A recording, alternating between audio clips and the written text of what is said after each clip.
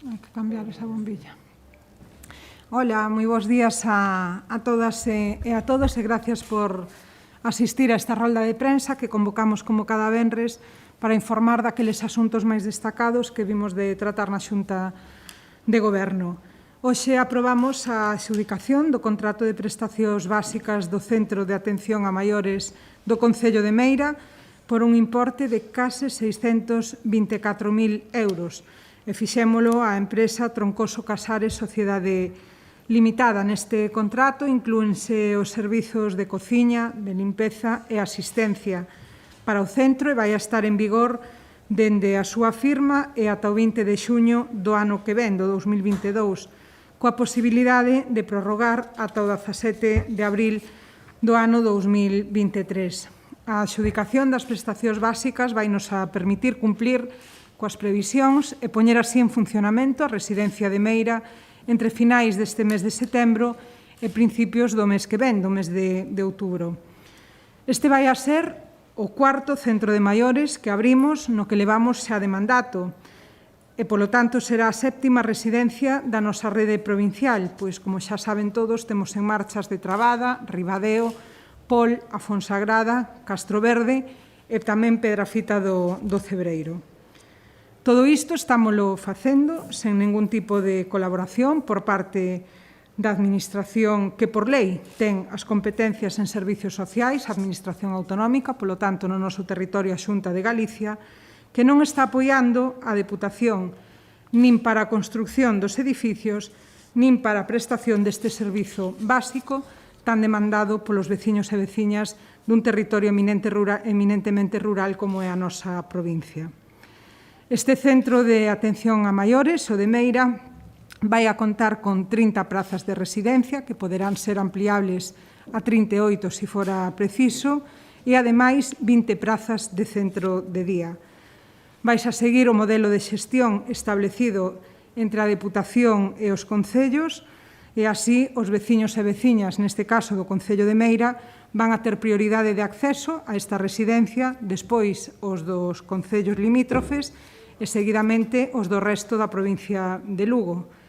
Do mesmo xeito, tamén cabe dicir que o custe da praza vai se adaptar á capacidade económica de cada persoa maior para que todos teñan a mesma posibilidade de acceso ao servicio nas residencias. Noutro orde de cousas, e tamén na Xunta de Goberno, acordamos dúas colaboracións importantes para a promoción da provincia de Lugo a través da cultura e do turismo e, así, por unha banda, aprobamos un convenio de colaboración co Concello de Vilalba a través do cal a Deputación de Lugo achega un total de 20.000 euros para a celebración do Festival Independiente de Vilalba, o FIP deste ano 2021, que se vai a celebrar entre os días 17 e 19 deste mes, de setembro. Como xa saben, este é un evento musical que naceu no ano 2008 e converteuse, despois destas 12 edicións, nun referente do indie rock nacional e tamén nun revulsivo económico para Vilalba e para toda a comarca chairega. Nós o que pretendemos con esta achega económica que vimos de aprobar é colaborar para manter este festival que, ademais de ser unha proposta de lecer, pois dinamiza socialmente a nosa provincia e ten, ademais, un retorno económico importante para sectores como a hostelería e o comercio, máis concretamente pois no caso da capitalidade chairega.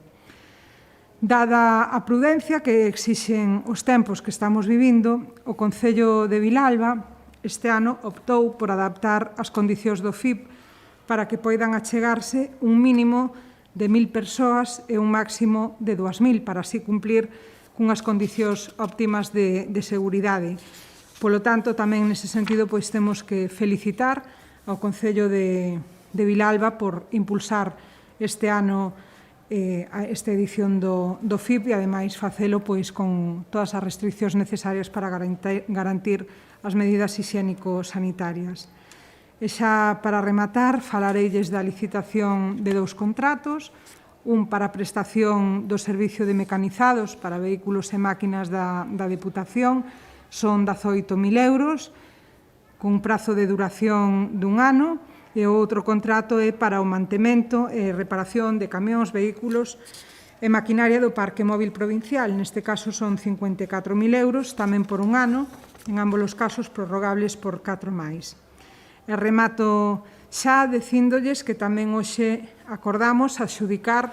o contrato de suministro de equipos de protección individual, dos EPIs, da roupa de traballo e uniformes destinados á plantilla desta Casa, da Deputación Provincial. Para iso contamos con un importe de 284.184 euros e resultou